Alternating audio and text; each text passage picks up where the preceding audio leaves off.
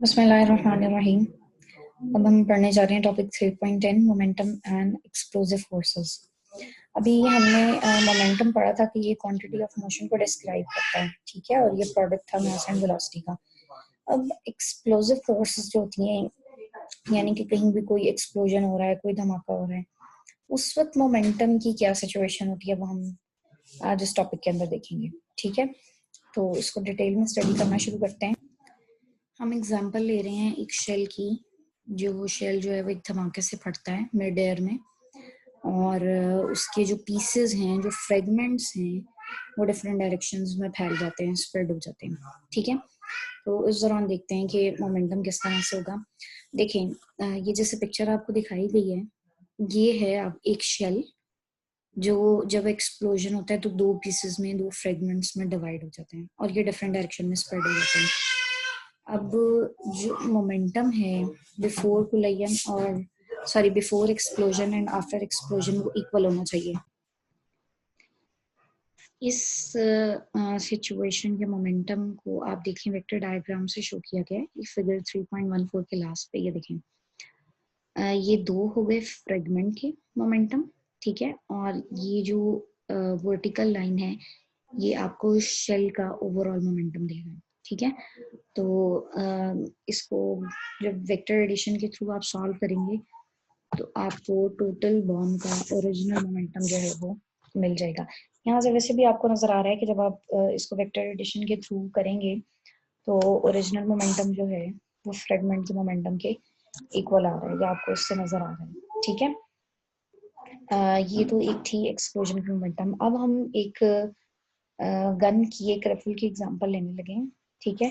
Suppose करें कि एक राइफल है जिसका अपना मास कैपिटल एम है और उसके अंदर जो बुलेट है उसका मास स्मॉल एम है, ठीक है।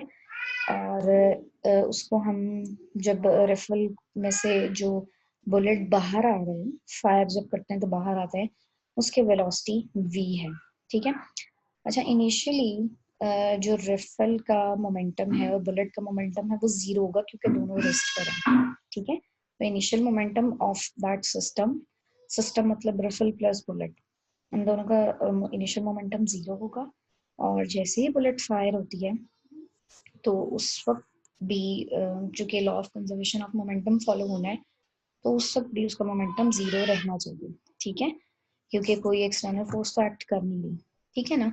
सपोज कि जब हमने बुलेट फायर कर दी है, ठीक है, और बुलेट फायर करते हुए जो बुलेट की वेलोसिटी वो v है, तो ऑब्वियसली एक रिएक्शन की फोर्स लगेगी राइफल के ऊपर और वो किससे वेलोसिटी v प्राइम के साथ जो है ना वो पीछे जा रहा है, ठीक है। हमने v प्राइम इसकी रिएक्शन वाली वेलोसिटी जो है वो अज्यूम कर ली है।